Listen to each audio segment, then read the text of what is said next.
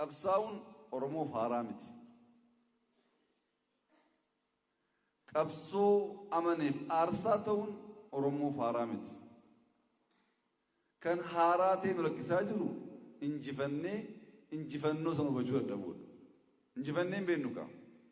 Reefu injifannee waan ta'eef waan injifanne sana qabachuu, tiksuu, gargaaru, mul'ata sanaa wajjin dhaabbachuu irratti rakkoonni guddaan nu mudachaa ture. Malee bara qabsoo Oromoon du'uuf qophaa'aa ture. Gaaffii gaafanne hunda mamii tokko malee deebisaa ture. Eega injifannee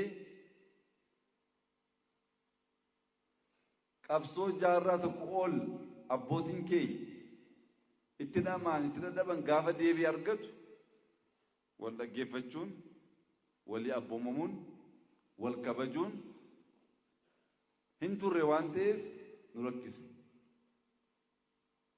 Dorgommii addaa keessa galle. Kun barumsa waan arginatti fakkaata. Akkaataa kana adeemnee waan barbaannu galmaan ga'uu akka hin dandeenye Oromoon hanqinuma isaarraa barumsa waan argatanitti fakkaata. Kana booda kan inni isinii ibsu barbaadu nuti rakkoo yaadaa hin qabnu. Rakkoo tarsiimoo hin qabnu. Rakkoo mul'ataa hin qabnu. Fedhii keenya karoorsuuf akkaataa karoorri hojiitti jijjiiramuu danda'u itti qophaa'us rakkoo hin qabnu. Hojii jalqabnee fixuus rakkoo hin qabnu. Muuxannoo guddaa argannee itti guddanne.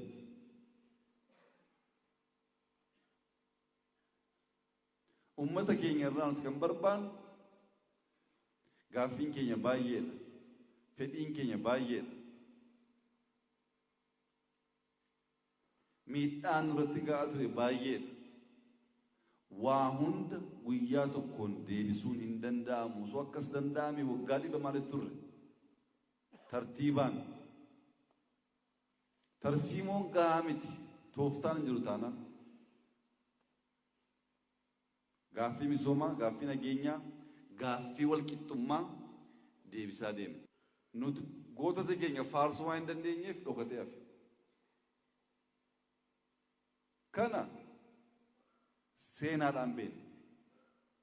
Qabatamaan Biraanuu Juulaa, qabatamaan Geetaachoo Guddinaa, qabatamaan Zawuduu gaafa gootummaa hojjetan garuu arginee jirra. Gootummaan si shakkuu ilaaluu hin dandeenyu jechuudha. Gootummaan isin shakkuu hin dandeenyu. Seenaan keessanis hojiin keessan inni har'aas kan agarsiisu rakkoon gootummaa hin jiru. Rakkoon hanga ammaa nu mudachaa jiru abboomamuudha. Mul'ata tokkoof dhaabbachuudha. Wal ijaaruudha. Wal iyyaafachuudha. Wal gargaaruudha. Inni immoo adeemsa keessatti hiikamaa deema. Amantaa jedhu. Nagaan kun immoo nurka jira. Suudaan itti dhufee kan nu jeeqaa jiru. Gaambeellaan itti dhufee kan nu jeeqaa jiru. Kan wal jeeqaa jiru nuyi.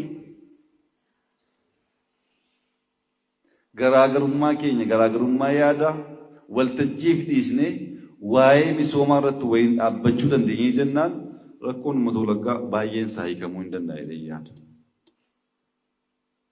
Isa guguddaa nuti hojjenna. Isa nurraa aanee jiru Shimallis nu hojjeta. Kan istaadiyeemii, kan eerpoortii, indastiriyaal paarkii, warshaa daabboo, kan kana fakkaatu mucaan tokko jira kan Bashaashaatti dhalate as Naqamteetti guddate. Masfin Malaakuu jedhama. Masfin Malaakuu ittaanaa pirezidaantiidha. Garuu waa'een Wallaggaaf Naqamtee amaanaan kennameefii jira. Gargaaraati waa'ee eerpoortii, waa'ee indastirii, waa'ee magaalaa kana keessa jiru baay'eesaa inni ni hiika. Qabsaa'uun Oromoof haaraa miti.